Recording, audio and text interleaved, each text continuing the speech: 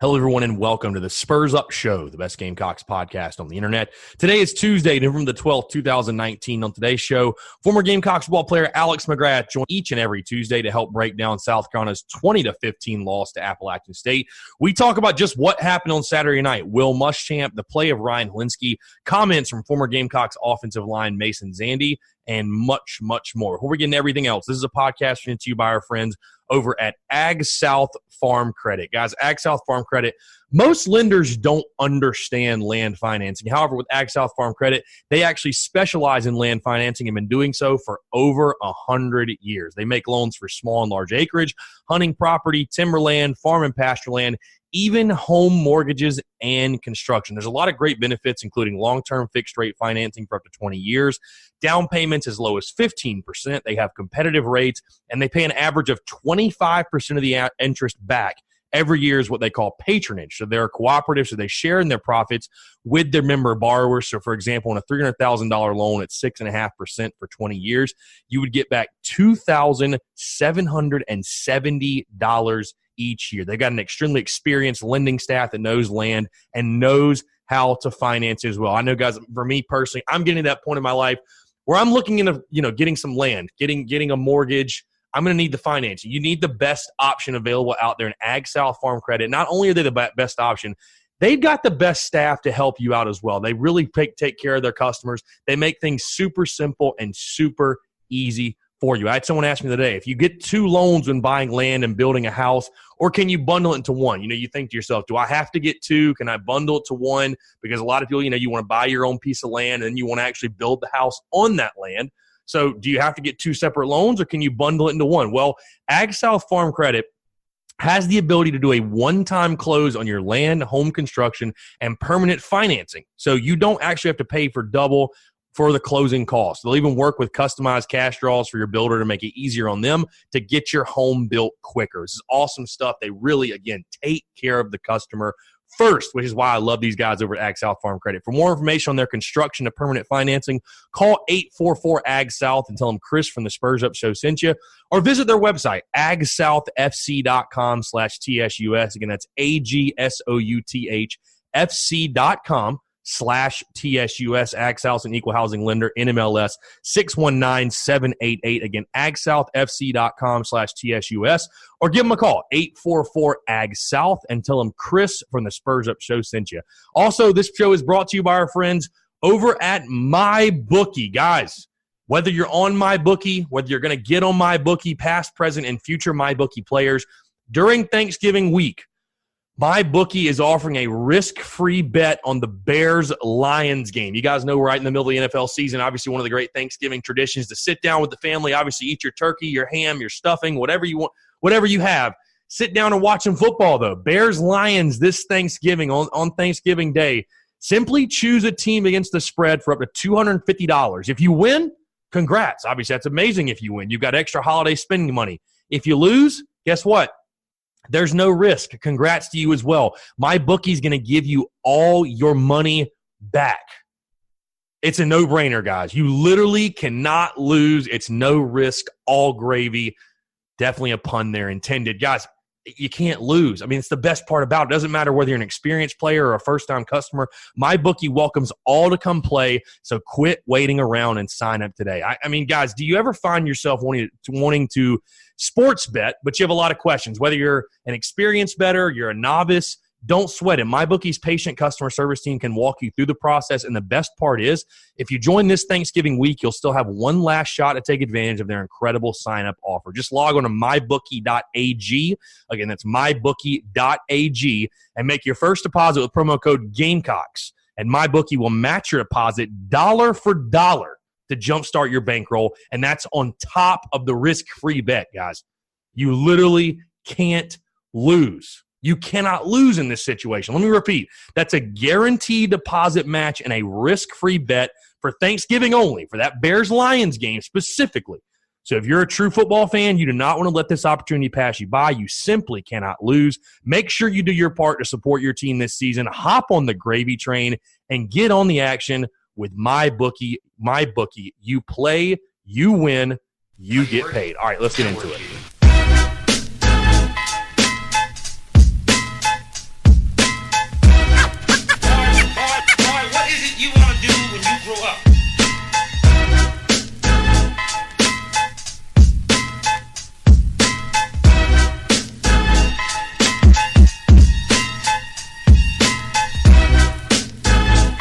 Chris Phillips, your host of the Spurs Up Show, as always. Joined as I am each and every Tuesday by former Gamecocks football player Alex McGrath. Alex played for South Carolina from 2005 to 2008, and he joins me today to try to make sense of what happened over the weekend. Gamecocks falling to App State 20-15. Alex, before we dive into the game, just how was your weekend? How have things been for you?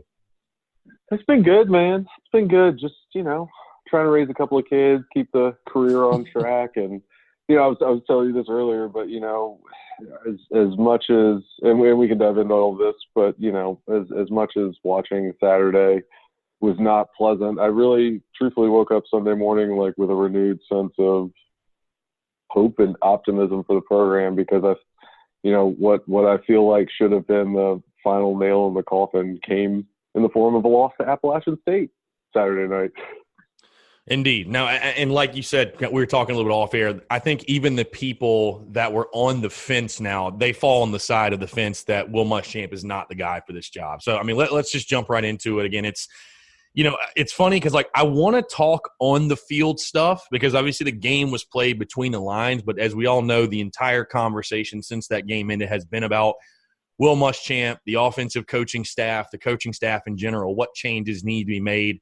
But before we dive into that, because everybody knows how everyone feels on that, including me, obviously, but between the white lines, what did you see on Saturday night? Because I talked about this going into this game, Alex, and what shocked me is I thought the reason South Carolina would win this football game and wear down App State, because give them all the credit. We knew they were a good team coming in. It's a proud program. It's won a lot of football games, beat UNC earlier in the year. A good team, a really good program. But I really thought the difference in this game would be South Carolina. I know you can attest to this, Alex. You were on the team. You've seen the type of athletes. But a program like App State, with all due respect, they don't recruit the same type of player that a program like South Carolina does. I was taking a look. I don't think App State's finished in the top 100 of the recruiting rankings the past 4 years, and that's most evident on the line of scrimmage, just the size discrepancy, the talent discrepancy, with speed, agility, whatever. And South Carolina got physically manhandled in the trenches. Alex, 27 carries, 21 yards. That really speaks to everything you need to know. What did you see on the field? Was it App State was just way better than I was giving them credit for? Was it a lack of motivation factor, which feels insane and obviously leads back to coaching because it was senior night? What did you actually see on the field of play from these guys? I offer this take with some trepidation because I have no source on this. I have nothing to gauge this off other than what I watched on Saturday. But when we played Tennessee in 2008, that was the year Phil Fulmer got axed by the administration at Tennessee. And our right tackle, Justin Sorensen, after the game was telling us that the Tennessee defensive ends he was going up against were asking him, hey, where's this play going? In the idea that they were just going to step that way and kind of give up. And honestly, watching that game Saturday with the amount of their defensive line was half the size of our offensive line, right? And, we've been pushing around SEC defensive lines for who knows how. No depth. They had no depth really either. No depth really either. No depth. Yeah. So, honestly, and again, I'm offering this take without any insider info. Honestly, looked like a team that had quit. And you say that I don't know how else to say it. Maybe it sounds like a bad take, or it's not a take anybody really wants to make, but you sort of open yourself up to that type of criticism and that type of take when you lose 20-15 to a Sun Belt team on your home field on senior night. I just thought about going in that game. South Carolina's offensive identity right now, or what little bit of offensive identity they have, they're a team that needs to be able to run the football well, because you ask Bryan Hilinski to throw it 50-plus times, which he threw it 57 times on Saturday night. It's not a good recipe for success for the Gamecocks. This team, again, the entire conversation is just it has to revolve around coaching at this point, because this is a Will Muschamp team, whether people want to admit that and, talk about that or not. His teams have been known for two things: injuries and very, very poor offense. The Gamecocks have not scored 28 or more points against an FBS team. I think if you take out the scrimmage basically against Charleston Southern, where the South Carolina just ran it all over the field, I mean, they're averaging scoring just barely over 20 points per game. And the only offensive weapon you really have is Bryan Edwards, who broke the receiving record. So tip of the cap to him, 9 catches, 90 yards, and a touchdown. But, Alex, when we take a look at this, we've talked about Will Muschamp repeatedly on this show. I definitely have on the show since you've been on. We've talked about it. I mean, the reports coming out on Monday afternoon that he is going to be retained, that Ray Tanner is going to be retained. And obviously, again, it may be smoke and mirrors because we all know the buyout decreases to $18 million on December 1st.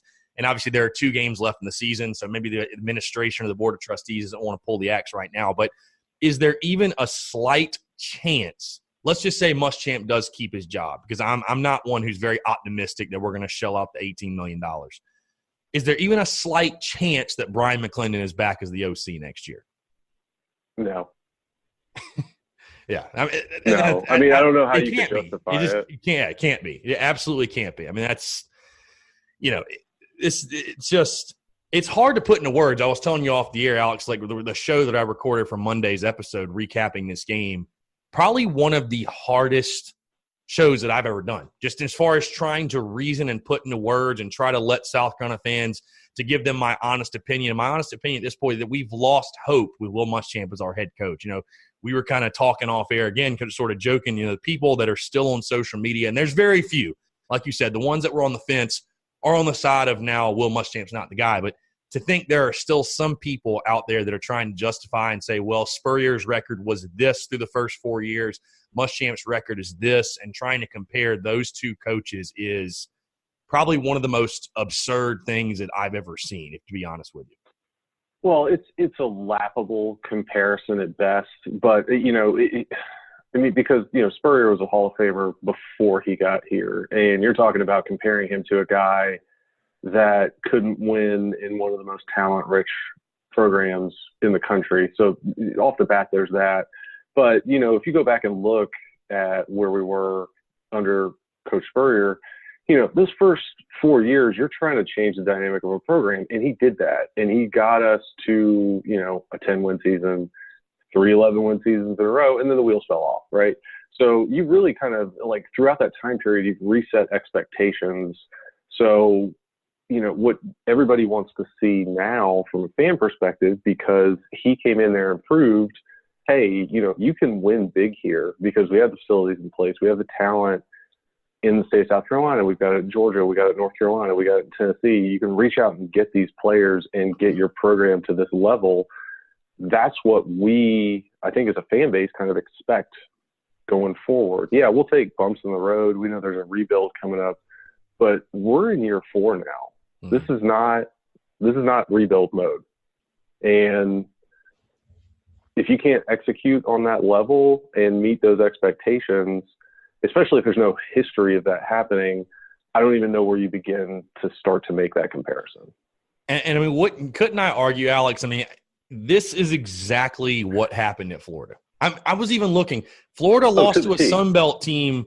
Florida lost to a Sun Belt team when Muschamp was the head coach there. They lost to Georgia Southern. I mean, this is like the exact same thing that happened. It's literally the exact same thing. Yeah. Except, well, they lost to that Sun Belt team in year 3. Right. So, fingers crossed there's not an extension granted there. Yeah. It's just, again, it's beyond words. I mean, let's go back on the field so I can gather my thoughts here about the whole Muschamp thing. I want to talk about Ryan Hilinski, because we seem to talk about him obviously every single week. And again, I think anytime you're putting him in a position where he's throwing it 57 times, you're probably not going to have a ton of success. I mean, he does have the mark now of the most passes in South Carolina history or consecutive passes without an interception. Broke Connor Shaw's record on Saturday night, which I guess take that for what you will. But either way, Ryan Hilinski, 32 of 57, 325, a touchdown to pick. My biggest thing with him right now, Alex, is I don't put the loss on him. Obviously when you only run it for 21 yards against a Sun Belt team and you play as uninspired as South Carolina did, you deserve to lose a football game either way, whatever. I know a lot of people want to talk about the last play of the game, which would have been negated from a holding anyways, which I just feel like sums up this entire South Carolina football season and really probably the tenure under Will Muschamp. But either way, Ryan Hilinski, I mean, what are you seeing out of him, Alex? Because, I still believe he's a guy that's extremely capable, has all the talent, has the arm talent. I said this on social media a few weeks ago, and it was kind of mixed reviews as far as the take concerned, which I'm still very nervous that, Will Muschamp, we're going to waste Ryan Hilinski's talent because we don't have the offensive system in place to maximize his skill set. I look at a guy like everybody wants to say, he's a true freshman. I look at a guy like Sam Howell at North Carolina. Look what he's doing. You put a guy in a capable or a good offensive system that's going to bring out his talents and let him shine, good things are going to happen. But the thing I'm noticing with Ryan Hilinski right now, it's a lot of short passes. It's a lot. That I feel like that's why the completions are so high, because it's a lot of passes that stay within 5 yards of the line of scrimmage. We're not seeing him go down the field a whole lot.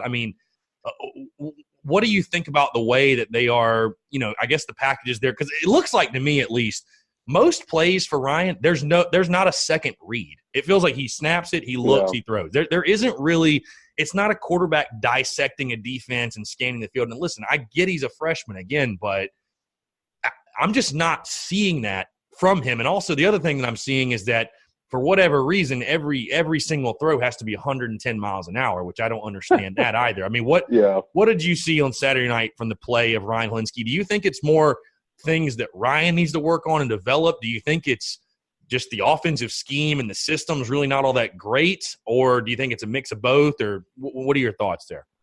I'll say this. From like a confidence standpoint and like stepping into things and letting the ball go, like I thought that was the best he's looked in a while. Just from spirals he was putting on it, just the way he looked comfortable back there throwing the ball. Now that didn't translate to anything. You got a ton of drops, but a lot of that's correlated to, he's throwing slant passes at 88 miles an hour at these guys coming through traffic. So, more than anything else, that's just work and fundamentals and just getting comfortable being able to make that throw not at 100%.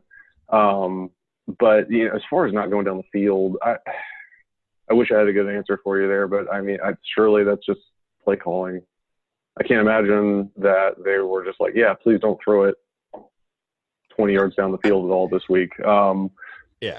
That wouldn't shock me to learn that in the after effect, but no, it also could have had to do with personnel. You lose Bryan there for 2 quarters, and you got a bunch of walk-ons out there. Your second leading receiver was Rico Dowdle, which love Rico, but he's a running back. So yeah, that kind of tells the story there.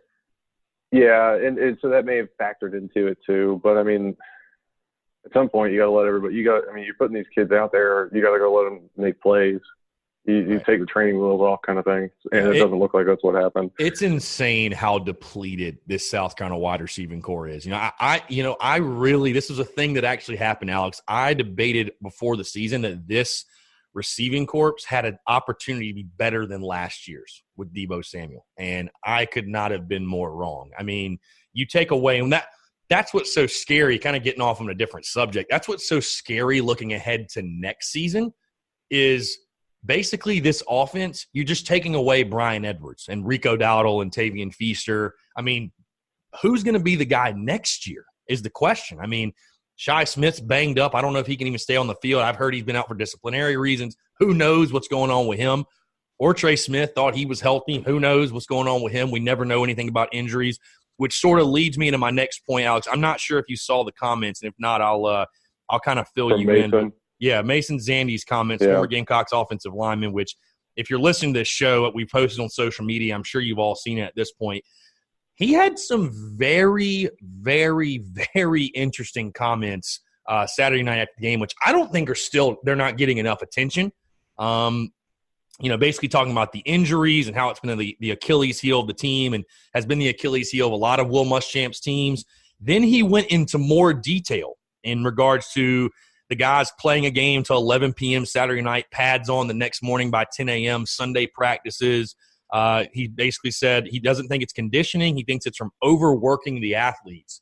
Again, we're not in the building. I know for a fact, though, from talking to somebody that played for Carolina, that they do practice on Sundays. That is a thing, which completely blows my mind. I can't wrap my head around that. But what's your take on Mason Zandi's comments? Do you think there's really something to that? Because I remember last year when people were coming after Jeff Dillman and Will Muschamp said, injuries are a freak thing. They happen in football, blah, blah.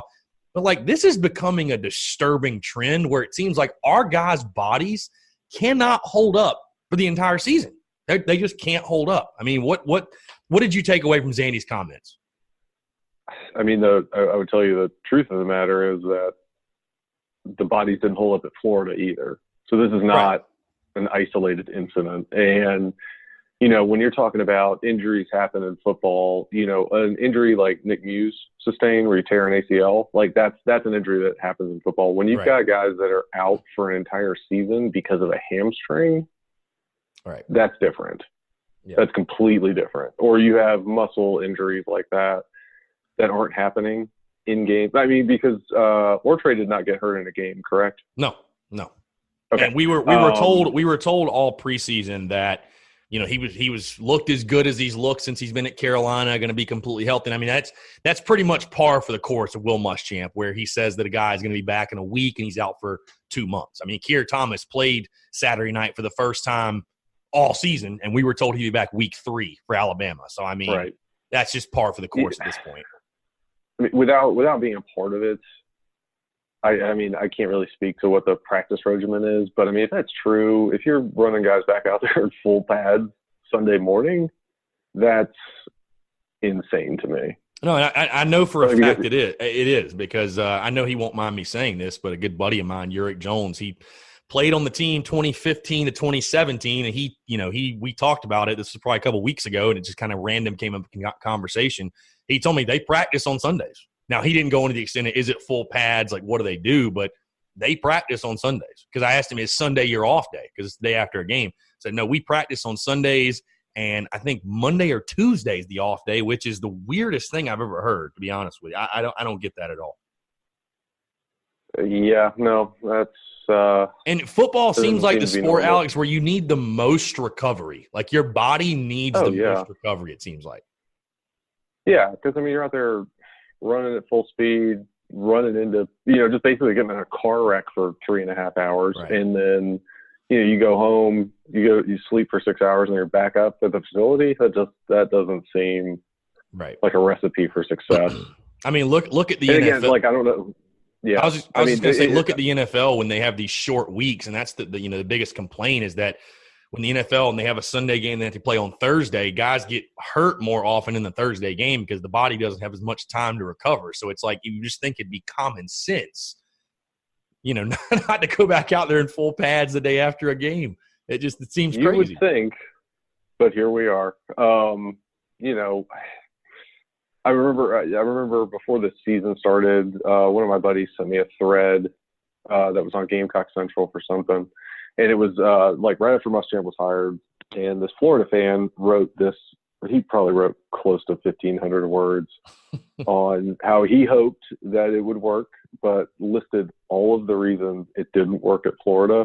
And one of the big points he made in there was Jeff Dillman and the strength and conditioning program, and that everybody always seemed to get like nagging muscle injuries that kept them out of football games. And so it's just, this is consistent. You could say it's part of the game and this stuff happens, but it seems to be happening more frequently here. So there's got to be a reason for that. And it's either not being addressed or they don't care. It's just so – I'm just sitting here thinking, Alex, I'm like, why did we think hitting the copy-paste button from a failed experiment at Florida would work? I mean, why? I mean, because I could argue this. Well, everyone, again, I talked about earlier, people want to make – some people, not many at this point, but some people want to make it took Spurrier X amount of years and the whole Spurrier-Muschamp comparison. Alex, I could make the argument Muschamp's best teams came with Spurrier's worst players. I mean – those first 2 years were his best teams. That second year, Gamecocks go 9-4, win the Outback Bowl. I mean, this year 4, this is a team basically fully – and I mean, that – the thing that blew my mind the most, Alex, about the game on Saturday night is that not only did you lose to App State, not only did you lose to App State at home, you lost to App State at home on senior night. Like, these are your guys. This is your first recruiting class. And you lose to App State on senior night of all nights. Like, that just – I don't know why that sticks out to me so much, but maybe it's not even the fact you lost. It's just you lost and looked like you weren't interested. And I mean, so maybe you have a point, what you said earlier. It's just like, I mean, how could you not be interested? I cannot wrap my head around that, to be perfectly honest with you. Yeah, I don't know. I can't really speak to the team mood or kind of what their mental makeup is at this point. But I'm just like eyeball test. It just looked like, you get down, and then it just kind of looks like everybody gave up until the last 2 minutes. Yeah. When all of a sudden we kind of got back into it. So if that's just South me looking Carolina, at it, I could be wildly wrong there. I was going to say, if South Carolina brings back Will Muschamp and Ray Tanner, we'll just say Muschamp even. What are they? Let me ask you. What are they saying to the alumni, the boosters, the fans? I mean, what is that? What type of message do you think that sends? I mean, this is the ultimate opportunity to say to the fans and everybody, okay, this didn't go the way we wanted it to. We were in a tough spot in 2015, tried to make the right hire. This isn't going the way we wanted to go. So we're going to go this direction with it. And if they choose to retain and keep him, I think that kind of tells you all that you need to know about what our administration believes this program can be. Because it's, 6-6, 8-4 is good enough for them. I think that's what they're telling all of us.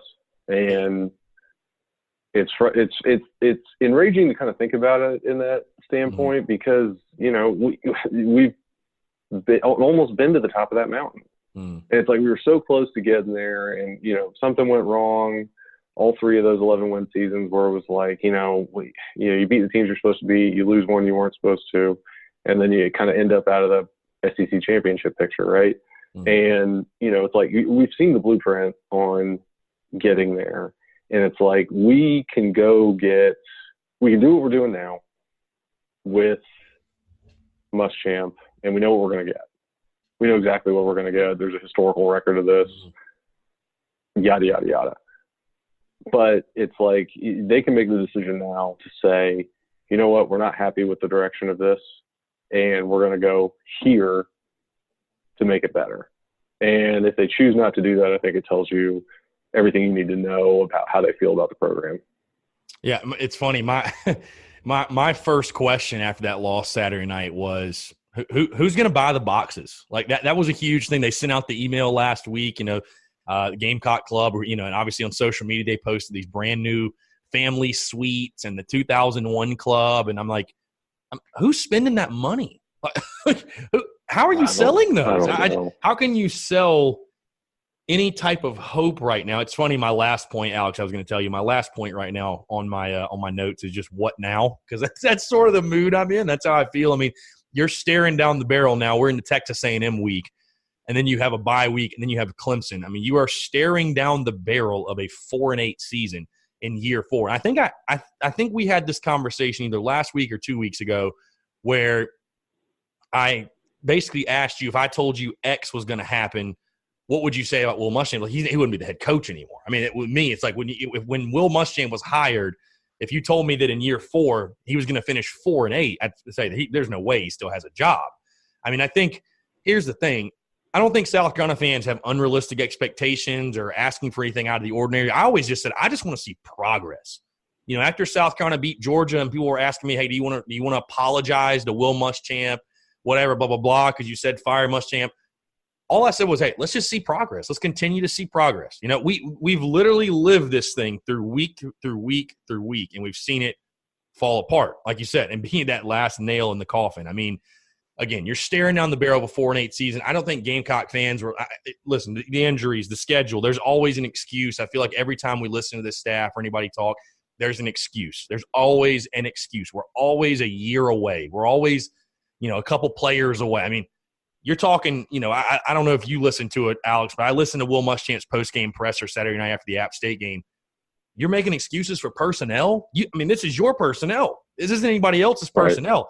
I know there are injuries, but every team in the country's got injuries. Probably not like we do, but everybody, like the excuses just – they have to stop. And again, I don't think there were any South Carolina fans coming in this season saying, well, if you don't go 8-4, then just clean house. I mean, I think most realistic South Carolina fans said 6-6, 7-5, just get this program back to a bowl game, continue to stay on solid footing, continue to build, and 2020 will be the big year where we're going to really judge this entire tenure and kind of judge where the program is going.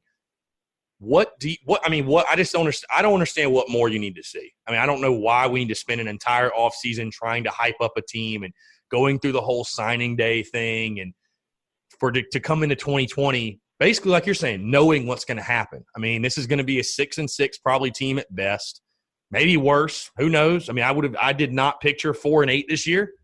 Even with the loss of Jake Bentley, I still thought this should be a 6-6 team. Heck, maybe even 7-5. You beat Georgia, so you throw that one in there. But I don't think South Carolina fans are asking for too much. And just Will Muschamp's not the guy. I mean, it's nothing personal, nothing against him. He knows football. He's an X's and O's guy, but he's a coordinator. He's just a coordinator, and everything I think Florida fans tried to tell South Carolina fans ahead of time is starting to come to fruition, unfortunately. Oh yeah, it's just. You look back on the whole thing, and you've had 8 years to figure out how to put any type of competent offense together, and you say at the press conference, I learned from my mistakes, and it's like, well, no, you didn't. Right. We're right back where you were. And Muschamp, why does it feel like he's the kind of guy he wants to win a game 20-17? Like, I'll be honest with you, Alex, I don't like defensive coordinators being head coaches, period. Like, especially in today's football. You know what I mean? Like, this is not 2004 where, like, teams are winning games 13-10. And, I mean, look at Alabama LSU.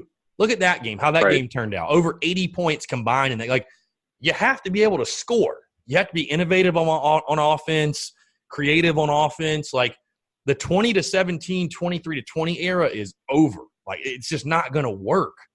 And defensive coaches, they seem to coach conservative, and they coach like a defensive coach. So, it's nothing against Muschamp personally, obviously, but you just take a look at where this program's going. And like you said, I mean, I think that should be the final straw. That should tell you everything you need to know. I'm going to get you out of here, Alex, but I want to ask you real quick.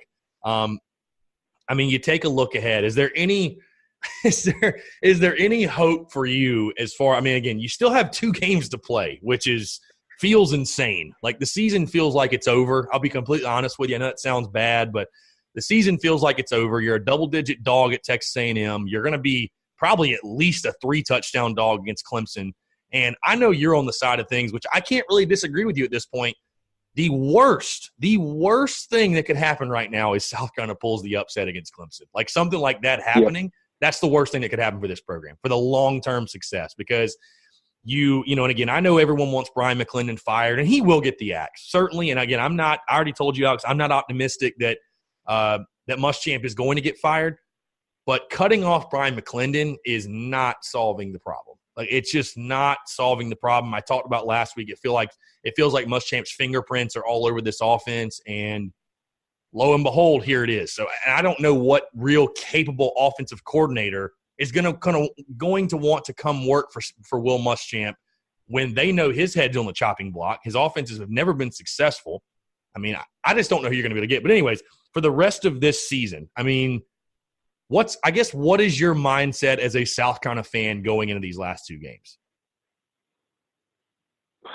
To what you said, and I hate saying this out loud, but it's legitimately in the best interest of the future of the program that we don't win either one of these games. And I hate that. I absolutely hate that. And I know I've said this on the pod before. Like, when we were winning and we had it rolling, like, it was exciting to wake up Saturday mornings and think about the game and talk about it and just, go tailgate and be excited. And maybe this is just me, I'm being overly pessimistic, but like, I wake up now on Saturdays and I don't really care. It's dreadful. And I think it's apathy is the enemy of any athletic administration. I think that's where they're pushing people. And so hypothetically, if you won both of these games, you're going to bring the whole staff back now. Yeah. And that's not going to get us. Yeah, not going to get us where we need to get to. I was just going to speak to it and say, Alex, I've got to be completely honest with you. I don't think we're going to win either of them either way. So, I don't think there's so? I don't have this huge worry that all of a sudden we lost App State. Oh, the light bulb just clicked. Here we go. We're going to win 2 in a row. Like, no, I don't see that happening. So, but no, I mean, it's a harsh take, and it's a reasonable take in my opinion. I mean, it's if somebody wants to call you pessimistic, and I'm just kind of over the blind loyalty type thing. I want to cheer for a winner, and yeah. I mean, I made this bold take on the show on Monday's show. And I'll say, I mean, if you at this point, if you are a Muschamp backer, if you're a Muschamp stand still, you are a loser. Like, you are a loser. You're okay with losing, and you're a loser, and that's fine. And South Carolina football has been a loser for a long time outside of a, 3 to 4 year window with Steve Spurrier. But me personally, man, I'm not a loser. I don't want to be a loser. I don't want to cheer for a loser. I'm going to be a Gamecock fan to the death of me no matter what. I'm not going anywhere. But don't get mad at fans for wanting to cheer for a winner. I mean, that's really all it comes down to. So I think we all know what needs to happen. Will it happen? We'll see, how much will happen over these next 3 weeks. I know you would agree with me, Alex. If I'm Bob Caslen, if I'm the board of trustees, whatever, I'm getting the search going, because there are names out there. Like, there are some capable names out there that you could bring in and I think could get the program back on steady footing and maybe get it to the next level. But this guy ain't it. And we know he's not it. So there are some young, fiery offensive guys who can recruit, who would love to get an opportunity in the SEC, I might add, and South Carolina could be the perfect landing spot. So let me ask you this. If you're Caslen today, what's your first move? It's a good question, just because, and that's where it's going to come from, because I've said this before. I don't think Ray Tanner's got the stones to pull the trigger. He's a coach's AD, right? He was a coach. And I said this on Sunday on social media, and maybe it was harsh, but it's exactly what you said. Ray Tanner's as qualified to be an AD as he is a gym coach. Let's just call that for what it is. Him getting the AD job was a lifetime achievement award. And I love Ray. I'm a baseball guy. I love Ray. Love him for what he did. But he is not an athletic director. And I'll ask you this in response. Do you really trust Ray Tanner to make the next hire again? Because I don't. I don't.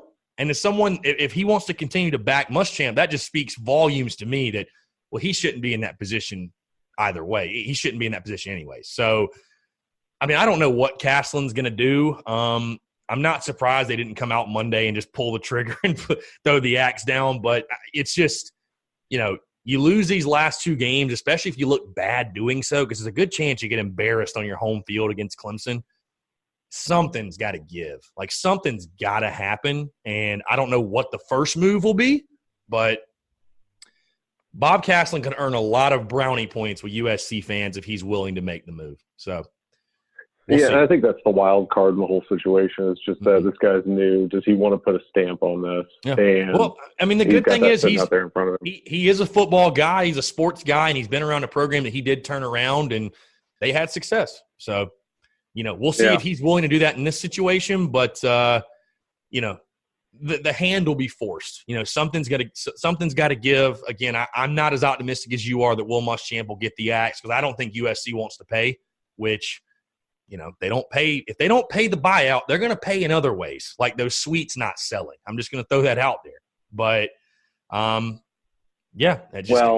allegedly on the buyout front, there is a insurance policy in place to take care of that. I've heard that secondhand from a couple of people, but that shouldn't factor into the decision either way, just given how much money our football program makes.